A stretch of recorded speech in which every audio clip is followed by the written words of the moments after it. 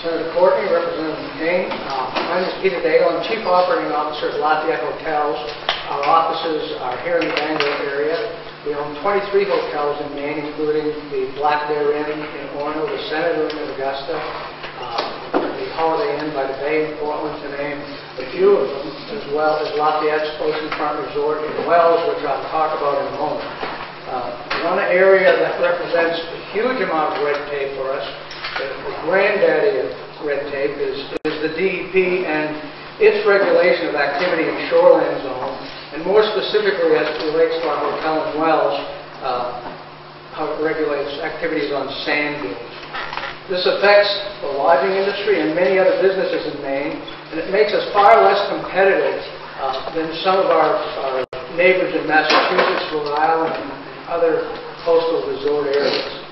If you have a hotel on a sand dune in Maine, it's virtually impossible to make any modifications to the building. You can't make it handicap accessible. You can't make it ADA compliant. You can't add an elevator or a deck. You can't expand your bathrooms. You can't build an additional story. And in many cases, that's even if you don't change the existing footprint of the building. So what we're asking is that the DEP allow a business or a hotel to make the facility more accessible to handicapped people and to older guests. And in the case of our hotel in Wells, our guests are getting older. We have several generations of guests who have stayed with us there. And we're not asking for a permit for new development. We're not proposing to touch any undeveloped sand dunes or any undeveloped beaches in Maine.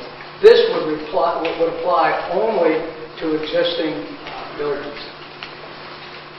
From 1999 to 2008 at our hotel in Wells, we tried to build an elevator and add 13 handicapped accessible rooms in a third story on the building there.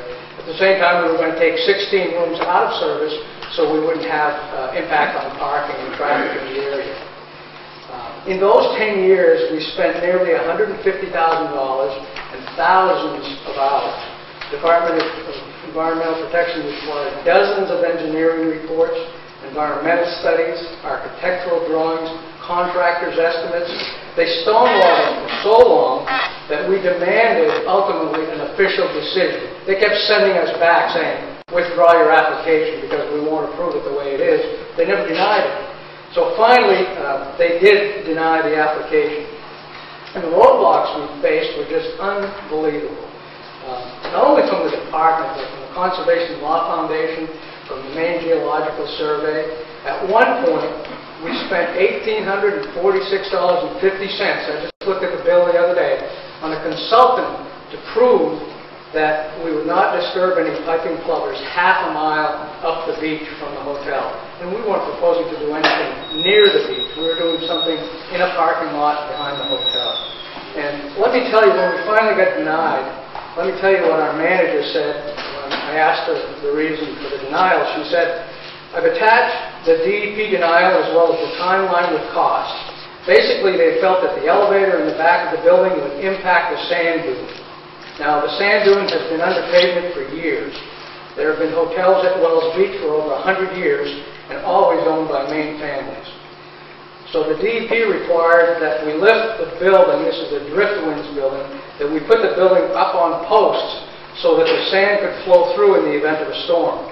And she continues, this is ironic because no sand could flow through because there's an existing seawall in front of the building. We applied for a hardship waiver because raising the building was prohibitively expensive. They denied the waiver and then told us that we should tear down the building and rebuild it at the back of the lot on posts. Now, that project in Wells will create jobs for contractors, carpenters, plumbers, electricians, all kinds of trades. It will save jobs at our hotel, making us more modern and more competitive. It will enhance value of the building and produce some more property tax revenue for the town of Wells.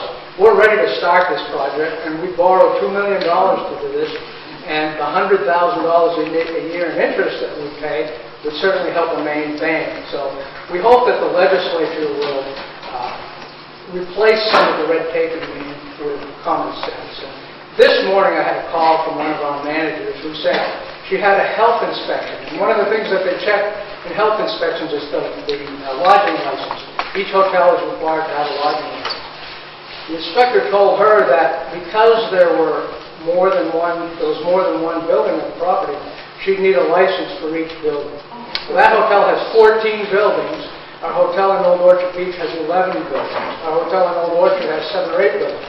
So that would multiply the fees of $150 or $200 per hotel times 10 times 15. So those are the kinds of issues that we hope to be able to